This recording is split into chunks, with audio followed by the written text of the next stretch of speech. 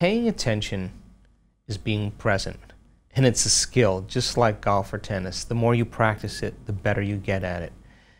And you know when someone's present with you in your life because they're paying attention to you. And you know when they're not present with you because they're not paying attention to you. So now, what's the relevance of that? Well, there's an intelligence that's giving you life that's always present. And many people don't take the time to connect to it by being present, right? So if where you place your attention is where you place your energy, and all of your attention is in the present moment, you got a lot of energy in the present moment. Now think about this. When I talk about being present, I'm saying that once you fall into the generous present moment, according to the quantum model of reality, all possibilities exist in the eternal now. So most people, they wake up in the morning, they come back to their senses. Your brain is a record of the past. It's an artifact. It's circuits of everything you've learned and experienced to this moment. So people wake up in the morning and then they think about their problems. Those problems are connected to certain people, certain things at certain times and places. The moment they start thinking about the problems, they're turning on the circuits from the past. They're memories. All those memories are connected to emotions because emotions are the end product of past experiences. So that problem has the feeling of disgust, frustration, anger, judgment, hatred.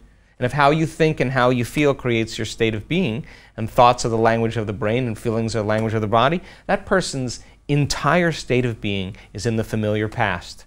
And when you're in the familiar past, you crave the predictable future. So then what happens next? They come back to their senses, they sit up, they check their cell phone, they do their WhatsApp, they do their Twitter, they do their text, they do Facebook, they take a picture of their feet, they post it on Facebook, they tweet something, they check one email, they check another email, they check the news, and now their entire brain is connected to everything known in their life. Then they stand up and they go through a series of routine behaviors. They use the toilet, they go to the kitchen, have a cup of coffee or a cup of tea, they go in the shower, they wash themselves the same way, they put on the same clothes, they walk out to the kitchen, they eat cereal with the same spoon, facing the same direction, they drive to work the same way, they do the same things, see the same people, and push the same emotional buttons, and they do this every day.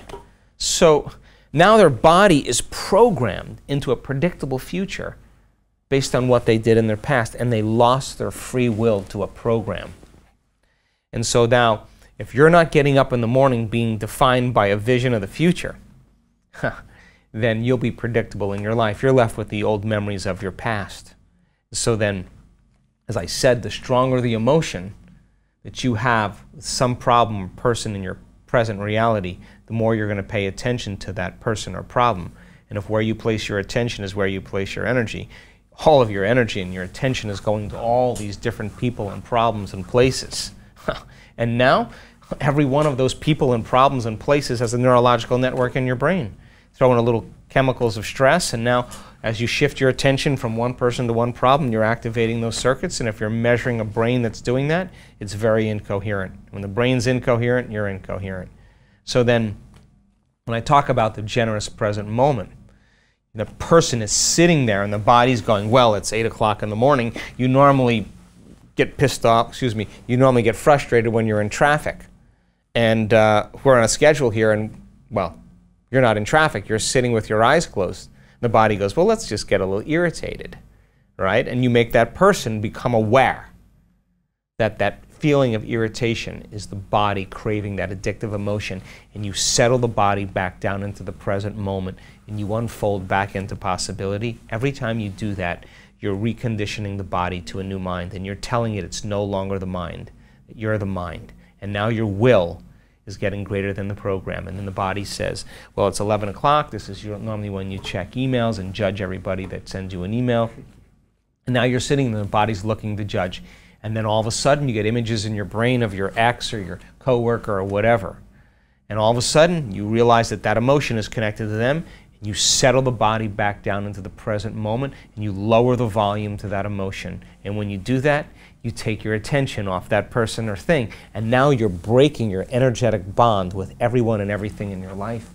And now you're calling energy back to you. Now that is available energy to heal. That's available energy for you to design a new destiny. And when that energy comes back, it's chaotic energy. Well, the person's going through this disturbance internally, and yet they're working with their body, and there'll come a moment The body's the animal, just like training an animal. Sooner or later, it's going to surrender to the mind. And when it does, there's a liberation of energy. And now the person doesn't want to think about the predictable future, their familiar past, doesn't want to get up and open their eyes, doesn't want to go to the bathroom or eat anything. They're so happy in the present moment that they freed themselves from the chains of their own personal limitations. And the side effect of that is called joy.